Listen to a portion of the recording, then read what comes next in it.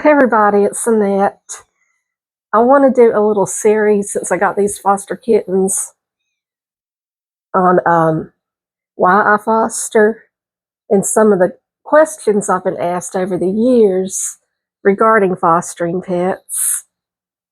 For this specific series and conversations, this will be uh, entirely about fostering pets. I have never fostered children. I've always fostered pets. It's just the path that I ended up going. And I've been doing this for about 14 years. So the question I get asked a lot, first I want to feature the kittens one at a time. I hadn't named them yet, guys, just bear with me. We had this one little tuxedo cat. I know I got 3 girls and 1 boy, but I don't remember who's who. So we got a little tuxedo kitty, the white belly. So cute. Look at that. Show everybody what you look like. They're about 5 weeks old. The history on these, before I get into the topic, is they were found in a box at a rural restaurant where a lot of, I'm trying to straighten this out, sorry, a lot of feral cats, they have a cat colony. So the cats have been trapped, spayed, neutered, and were a little too wild for adoption. So I guess when they went to open the restaurant, they found a box with 4 kittens and some dry cat food. Well, they're only 5 weeks old, and they're guesstimating that. Well, they got little teeth. They would have still been nursing. They would have been getting ready to wean from their mother. We do not know what happened to the mother. So they're down there crawling. They want to get up. You'll get your turn. So I am fostering the 4 kittens and getting them exposure online so that people can see them and then they get adopted, because in our state and in our county specifically, or the counties I live near, cats and kittens, we have overpopulation. It's getting better with the trap, spay, and neuter program and release, but we still have a way to go on that. I don't know if we'll ever catch up. It's like swimming in a riptide with concrete shoes. It's very difficult. So ugly. But anyway, over the years, I think like the primary question is, why do you foster? And the answer would go back to, somebody did it for me. Oh, somebody did it for me. Sorry about the mic. I'm trying to balance a wiggly kitty and the microphone. When I first started, when I got my home, I adopted a special needs poodle from a rescue in South Carolina because they had frozen it. Sorry. I feel like a human cat tree.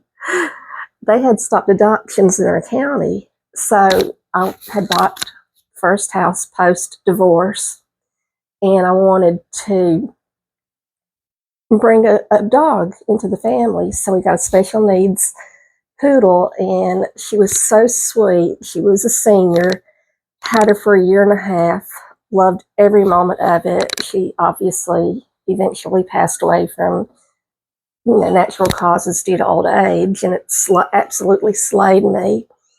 But somebody did it for me, and I remember the day I picked her up, how excited I was. And I saw the girl who was her foster. They met me at the pickup place. And I asked the lady who was heading the rescue, I said, how did she do that? How does she let them go? And she said, that's what they do.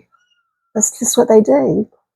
And I've learned over the years that fostering, for anybody who does foster, it's a gift.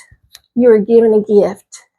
You are loving on these babies. You're taking care of them, providing them a safe place, food and shelter. Speaking of, they're going to be here in a little bit and then they'll go back to sleep. But you're providing them a safe space. And every pet that you foster, you make room for other pets to be helped. like when you foster, you're taking them off the street into your home or whatever situation they were in, and then they've got a safe space. Then when you would have them adopted out, that creates another opening where you can foster again somebody else. So for every one you have in your house, there's a minimum of 20 out there, at least in our county, who need a place. So fosters play a very important role, and my role, I consider missions, is to take these little ones, any animal I foster, to love it, to spoil it, to socialize it, to get it ready for the next step, which is to go to its adoptive home. So I'm going to put little Booger down right now. It's like, let me down. All right. We won't overdo it with you, okay? Excuse me 1 minute. So that's why I do it. It's a gift. And over the years, we've probably had maybe, and I'm small in comparison to some of what the other fosters have done and taken on. In the 14, give or take, years I've done this, probably had at least 100 dogs pass through our home, 1 or 2 at a time or something like that. I had one incident where a pregnant one came in and had all those puppies. I mean, I picked her up at the shelter before she delivered in the shelter, so we knew there were going to be puppies. And there were 9 puppies and then the mama. So that was, I still don't know how I did that. and I'm thinking back, I'm like, oh my goodness, where did you have the energy to do that? And that was only like 5 or 6 years ago. So why I do it, it's a gift. I'm giving of myself by doing this, a gift to someone else. When someone else adopts a pet, especially a rescue pet, and that's always what we want to see, and you see that person who has adopted that pet and taken on their new family member, the joy in their faces and the love and the bond that they build with that pet who is now their pet, their forever pet. You can't put a price on that, and it's just a gift. And there are other ways people can help who are not comfortable with the fostering and the letting go. We'll continue to talk about that in this series. But I'm going to keep this video simple and sweet because, as you can hear, they want their food, and I'm taking care of them. So that's why. It's just a gift. It kind of takes my mind off of me and puts my headspace on focusing on something else, which is also great for anxiety and depression because you're helping them and you're just doing something in the community. So to the young lady all those years ago who did it for me, you'll probably never see this. I don't even know her name, honestly. But the gift that she gave me, the joy of that dog coming into my, I'm going to cry because I love that dog so much.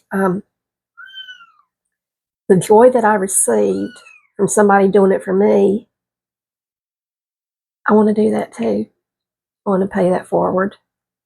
Love y'all. I will update later, and as soon as I find names for these figure out names, I will let you know. Y'all take care. Be good.